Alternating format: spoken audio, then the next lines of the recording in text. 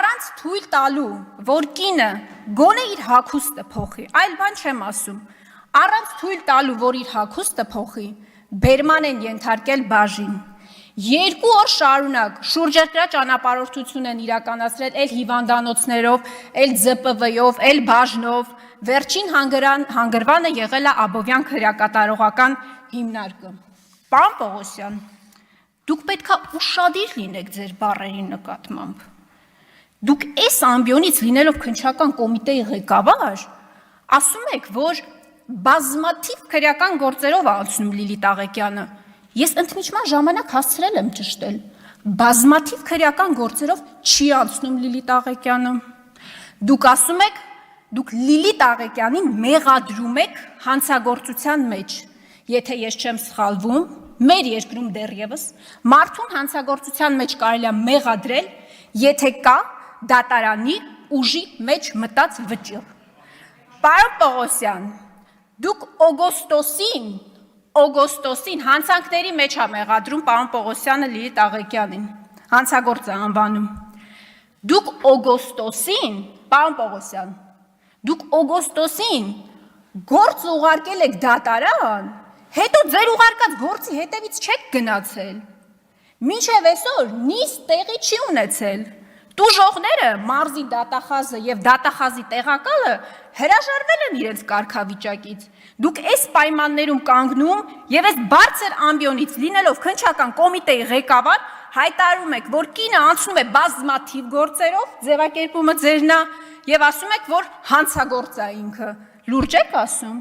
Քննչական կոմիտեի ղեկավարը իրավունք ունի նման հայտարարություններ անի։ Ես նորից եմ ասում, ԿՊԿ պատգամավորներ անգամ այդպիսի հայտարարություններ չեն անում։ Հիմա անցնենք մեր օրվա երկրորդ հերոսին, որի պաշտպանությունը դուք ստանձնեցիք։ Մի բան, որը իշխանության որևէ ներկայացուցիչ չի արել, բայց պարոն Պողոսյանը պետք է այդ ֆունկցիան վերցներ իր վրա։ Այս մարդու արարքը, նախ սկսենք նրանից, որ ծեծեր, լուրջ եք ասում։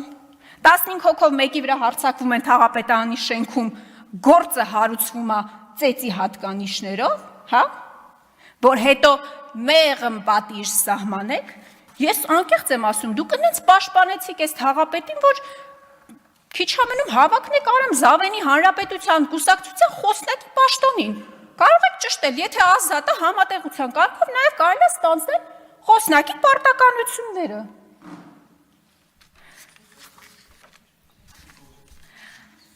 Հաջորդը, Լիլիթ Աղեկյանի մասով ևս մի դրվագ, դուք ասում եք, որ խարդախության մեջ է մեղադրվում, դատավորի նկատմամբ անհարգալից վերաբերմունք, 2 դրվագներով է գործը։ Պարոն Պողոսյան, մենք երկրի ղեկավար ունենք, վարչապետի պաշտոնը զբաղեցնող անձնավորություն ունենք, ով դատավորներին ասել է վնգստացողներ, հասկանում եք, երկրի ղեկավարը դատավորին ասում է վնգստացող, բայց էդ էլ քիչ է, կոչ արել,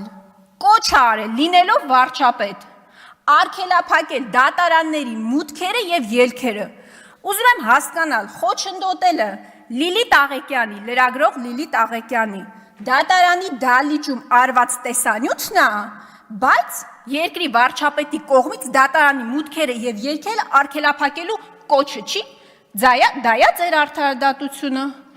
Դուք տիկին Աննա Վարդապետյանի տեղակալն եք եղել, ձեր նախկին ղեկավարն ա եղել, ձեր շեֆն ա եղել, մի բան չեք սովորել տիկին Աննա Վարդապետյանից։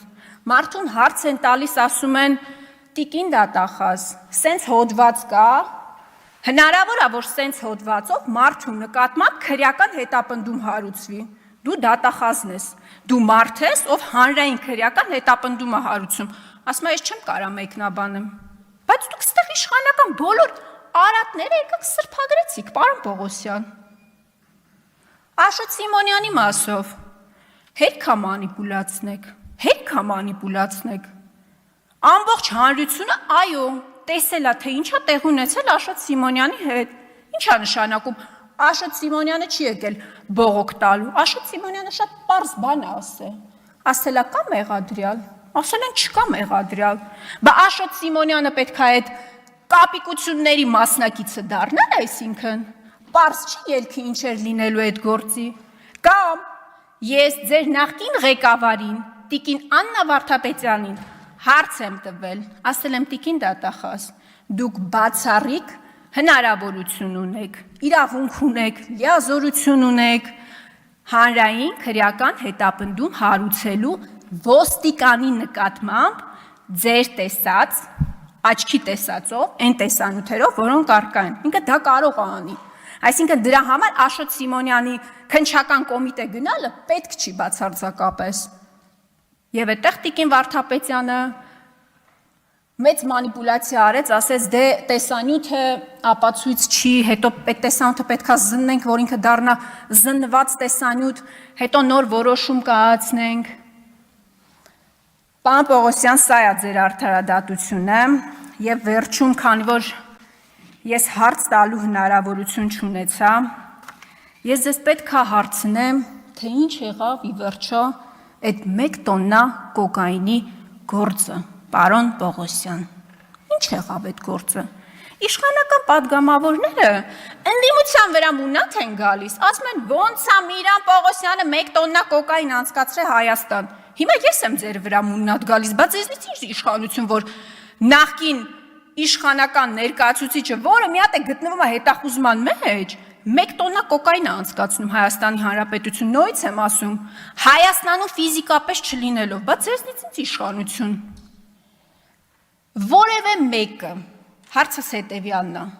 որևէ պաշտոնյա, մաքսայինի որևէ աշխատող, անցնում է այդ գործով։